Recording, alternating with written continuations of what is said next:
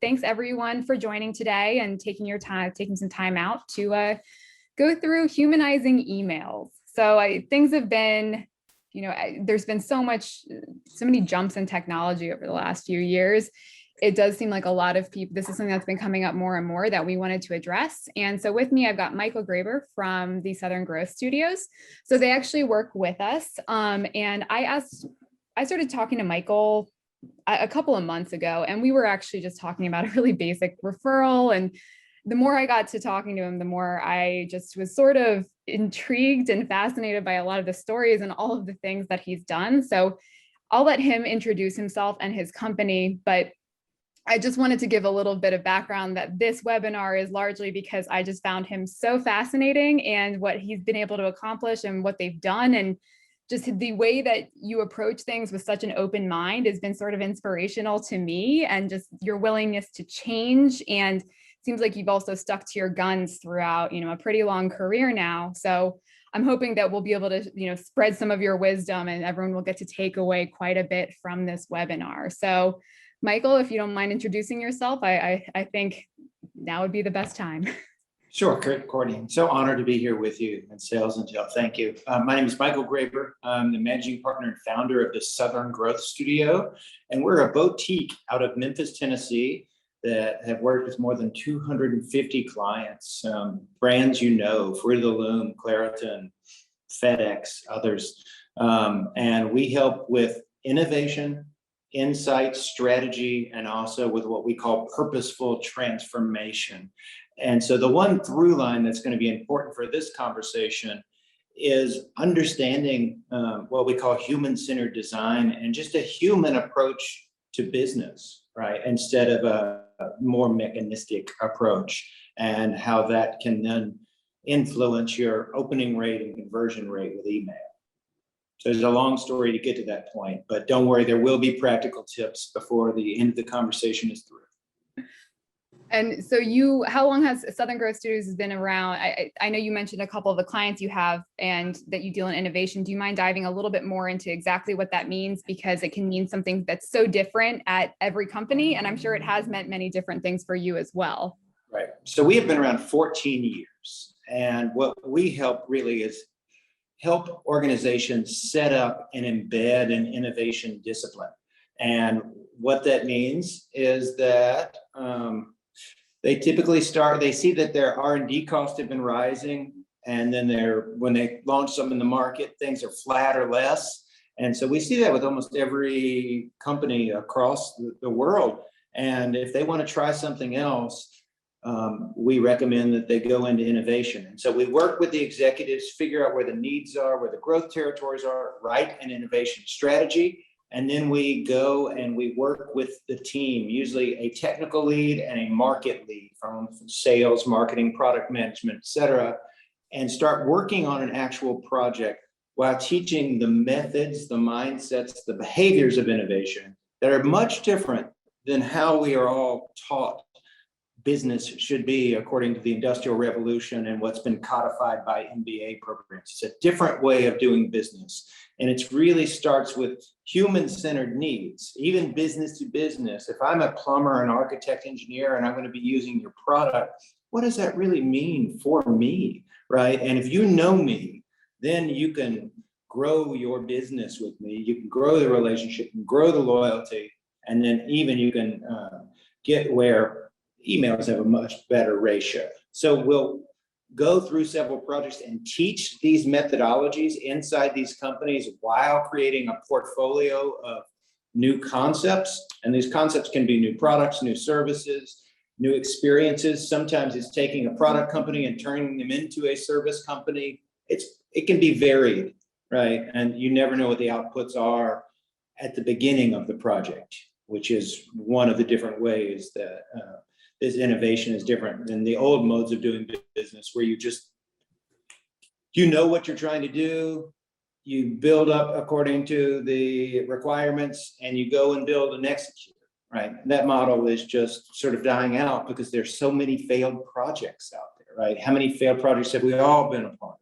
And so if you think about that, and why do they fail, right? Ultimately, they solve the wrong problem for the wrong people.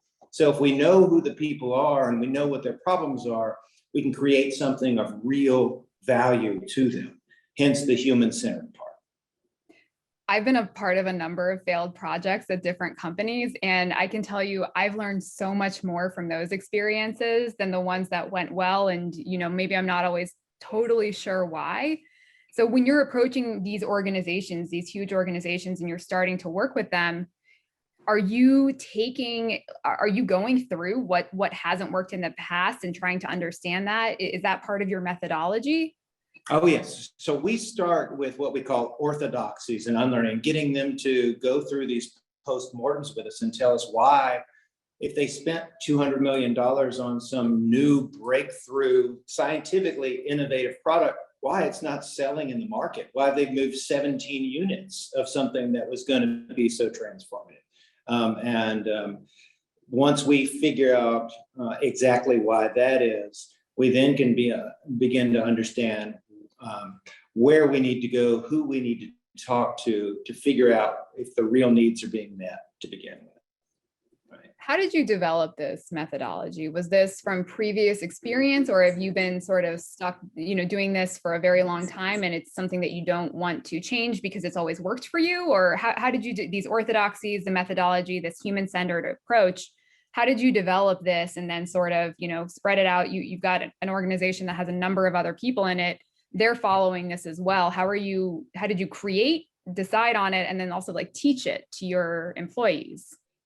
So we've always been very curious about what's going to create real value for organizations. And even before there was a name for innovation or some of the methods such as design thinking or jobs to be done or there are formal methodologies. But even before, we were doing those practices beforehand and just kind of found ourselves in the middle of a movement.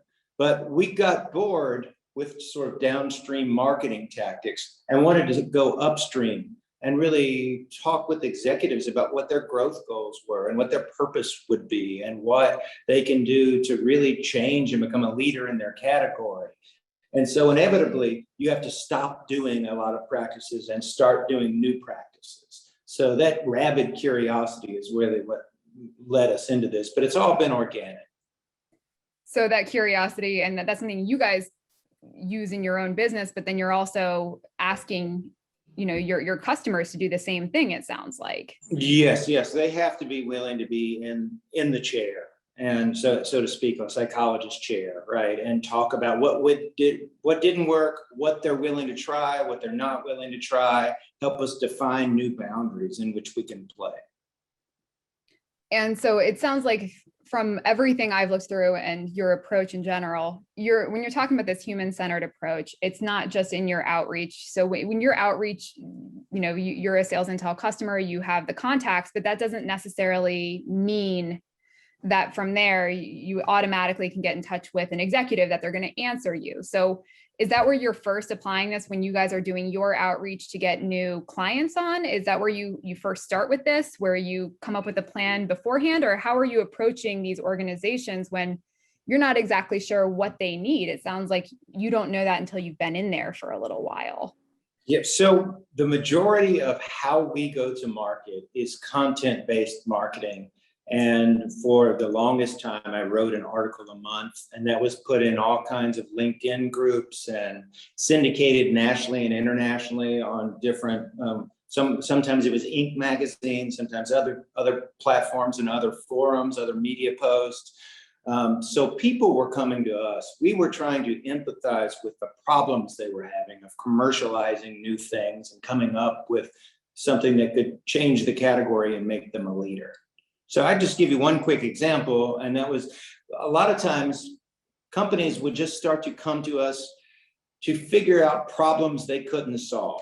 So Dr. Scholls, the insole company, came to us because they had been spending so much money in R&D and coming up with new insoles, but they had to charge $20. I'll give you an example, what they called the Ohm sole. It had acupressure points on it, but they spent 4 years and all these millions of dollars coming up with it. Then they put it on a shelf at Food, Drug, and Mass, Walgreens, Walmart, CVS, et cetera.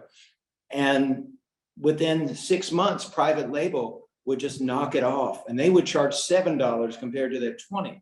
And so they realized they couldn't win at innovation. And now that 6 weeks is down to a week. You can reverse engineer things so quickly given technology that it was a zero-sum losing game, that the whole category was becoming commoditized. So they said, how do we get out of this trap? We don't know what to do.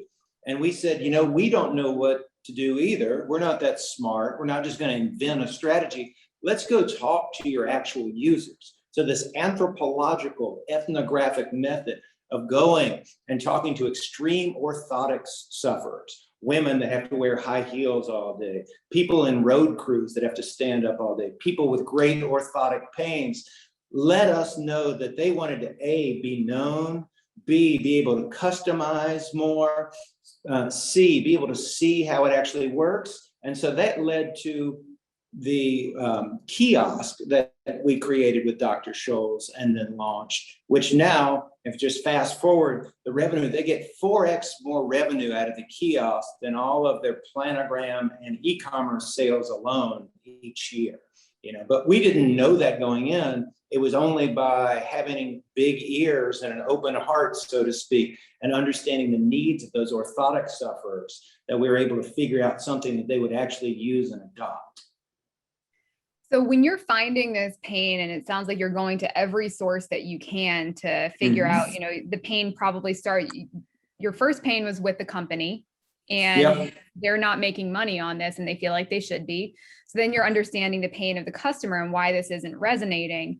How are you applying, that human-centered approach in whether it's the email tactics or whatever other marketing tactics you're using? Right. So I'm going to answer this in a long-winded way and say, how we first sort of uncovered this methodology, and then from that get directly to your question with some practical tips.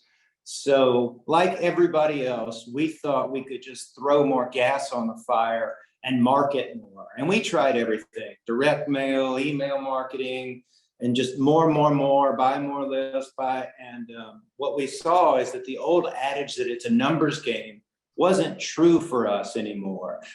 People have so much noise that they're just deleting it. So we really have to, I'm from the South, you have to pardon me. So I'm going to use a fishing metaphor. You have to have the right bait on the hook, right? In your subject line, in your value proposition, with your product, with your service, whatever, you have to have the right bait on the hook. And so we were working with a company that was very heavy industry. It was the ITAD industry, IT asset disposition. So this is what happens when very large companies do a refresh of all their computers and peripherals, printers with things. And then there's a whole aftermarket of what's not recycled. So let's just take a large bank like Bank of America, does a refresh on all their laptops. Someone supposedly scrubs the laptops, figure out what they can resell, send a whole container somewhere like Pakistan or Syria or somewhere where they can buy them cheap, but they've scrubbed off all the data. And so this company did all the scrubbing. They figured out what they could refurb, what they could resell, as well as what they would recycle. When we started working in that industry, like many nascent industries, they all jumped on the value proposition. And the value proposition of the whole category was green.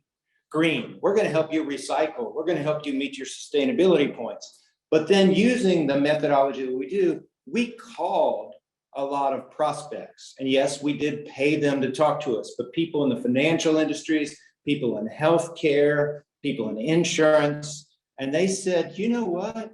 We don't care at all that these people are green. That's just the ticket to get into the room. What we care about is that it's their problem, that there's some kind of insurance or indemnification. We want it to be their problem. Once your trucks leave with our machines, we don't want to get the fines from HIPAA or high tech. Let's just say in Lahore, Pakistan, that the data wasn't properly scrubbed and 50,000 cases of identity theft can happen in North America. All of a sudden, there are millions and millions of dollars of fine against a bank or against a healthcare institution. So we need to reframe what this is and figure out what the real value proposition is. So we helped that whole company change how they were selling, their marketing position, their value proposition, and gave them sales scripts to take in person, in email, in other forms as well. And lo and behold, they doubled their revenue in about 12 months and then sold for 5x on the original investor's investment to a Fortune 100 company, Arrow Electronics. So we saw that working. So we were experiencing the same thing that I think most listeners here were experiencing. We were carving up our email list. We had our different subjects. We were doing A/B testing, all those kinds of things. But we kept getting worse and worse results. It was very demoralizing and frustrating. But then we said, what if we take some of this human-centered approach, and as part of this human-centered methodology, very small sample tests to figure out what's really important to these people. So we then, we experimented with two different segments. So we were going after more durable goods companies. Durable goods are something like ceiling fans or water heaters or something, you know, not consumer goods, but more appliances. And we called some people in our network and said, we're thinking about sending out an email. And just want to, if you got an email, what would really motivate you to open it, to read it, right? And so we learned from them that if we had the subject line of case study, how to get durable goods companies out of the commodity trap, and we did it. We took that advice, we validated that, and lo and behold, we've got some immediate responses. We got meetings set up. We got a deal brokered through it. It was very effective.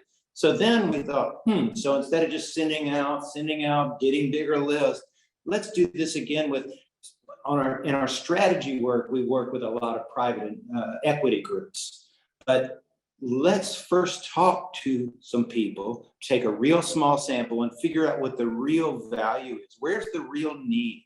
And if we can validate that, then we can be assured of a better openership and also a much better conversion rate. That all makes so much sense. And this kind of goes back to what you were saying before as well about how the numbers game doesn't necessarily always work. And I know in sales and in marketing, you can feel like it does, and you want people to see your emails. But I know I've seen statistics that especially since the pandemic, getting through to people has been a lot harder. So, you know, I know that you guys, you use SalesIntel for contact data and finding some people. What other, you know, I know we haven't gone through this a ton, but what other things have you found really, really helpful in, I don't want to say automating some of this human approach, but making sure that, you know, you're being as efficient as possible, because you want to tailor these messages, but you want to get them to people as well? We've experimented a lot with time of the day and which day of the week to send it out. And so that's been helpful. We will never send out an email on a Monday or a Friday or on the weekend, right? Because it will get deleted and be a lot of noise. Typically, we like to hit a Tuesday afternoon or a Thursday morning is what we see as the best ratio. I don't know exactly why. I don't know what people are doing then, but that's been some of our trial and error as well. And then we still test often, but before we test, we do those small qualitative, even friends and family phone calls to validate. And that really has increased our hit rate more than anything technically, right?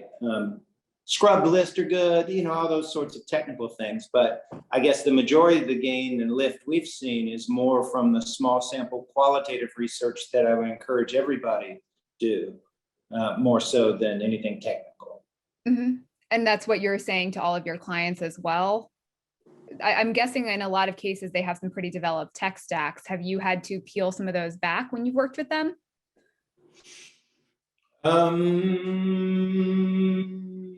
Yes, we have. We are not sort of stack consultants or anything. So we work with them with integrating a lot of these human insights into their tech stacks and figuring out what they can do. And even set up, in some cases, more of behavioral system of lead gen than just an old segmented style, right? We've done that in some different ways, moving more toward performance marketing.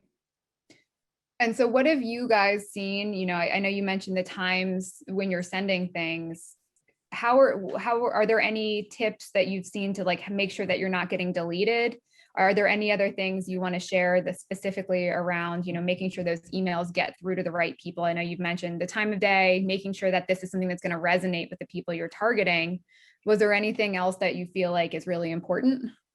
Well, we trust the list from SalesIntel and others, and then we narrow it as much. So find a good list provider, first off. I mean, that's going to be critical.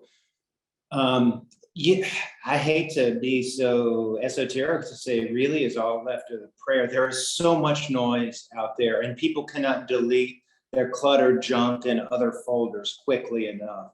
So if you're not relevant, you're dead. And that's really the one message I have today, is that you have to be poignantly relevant, and you have to spark something in with them in 5 to 7 words that's going to get them to open. I get so scared with all of these really aggressive lead gen folk who say, hey, they call me, they harass me on LinkedIn, usually 10 a day.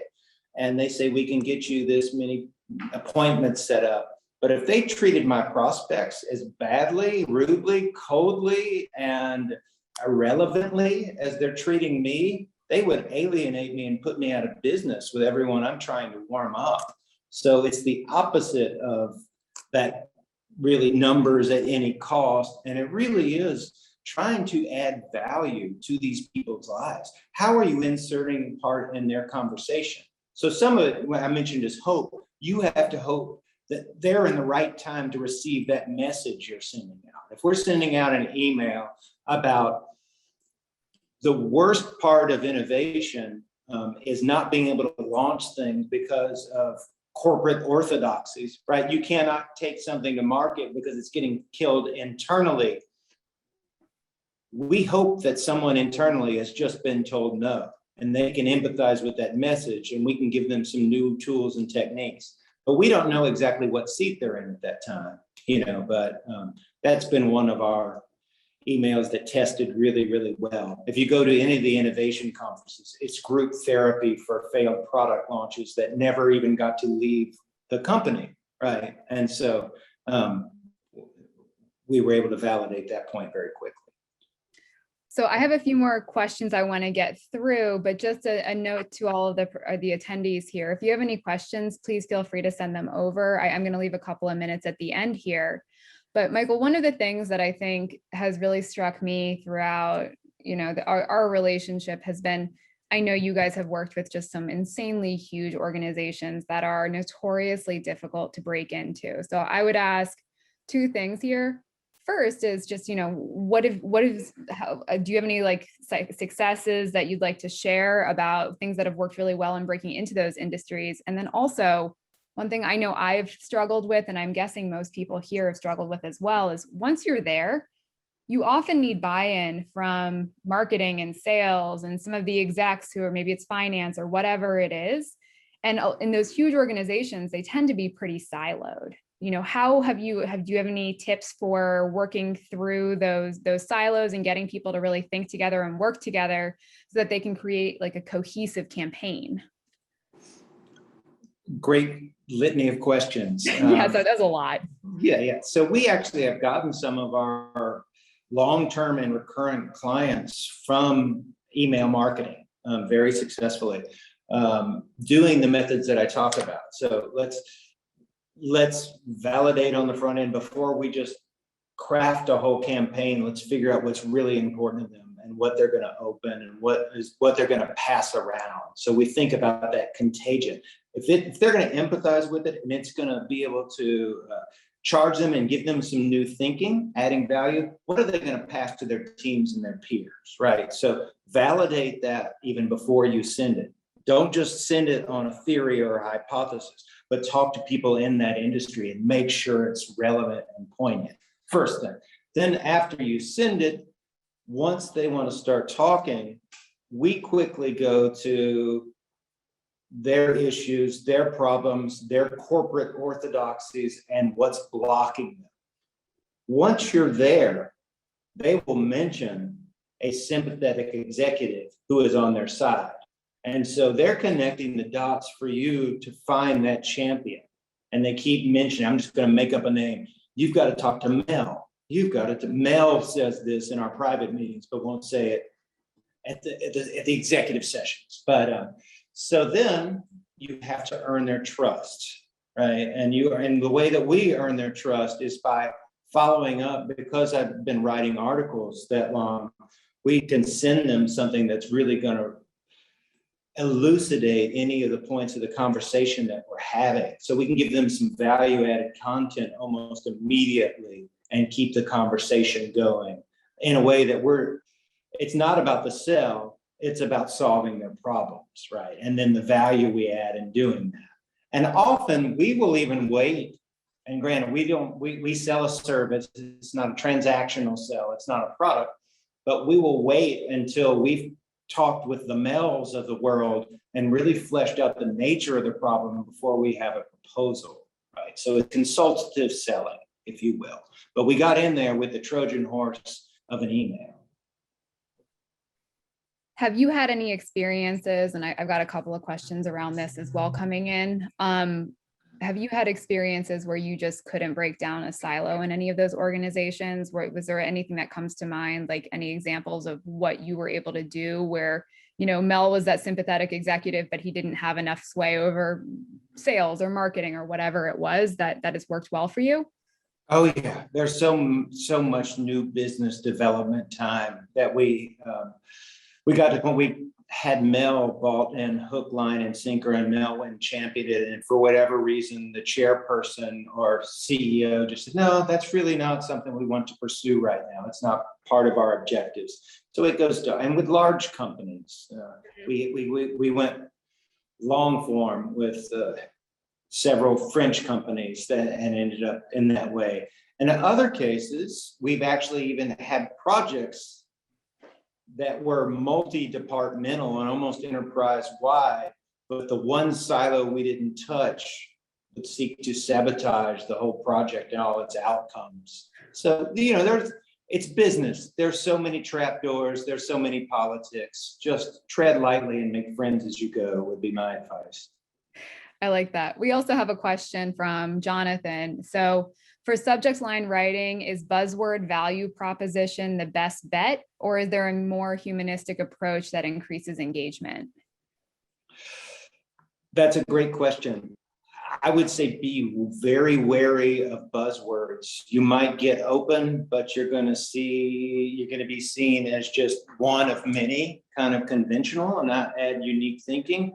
But if you can really understand what they're dealing with, what's of value to them, and what they're trying to solve, and have that be the subject line, it's going to get open a lot more quickly than anything that is just popular today.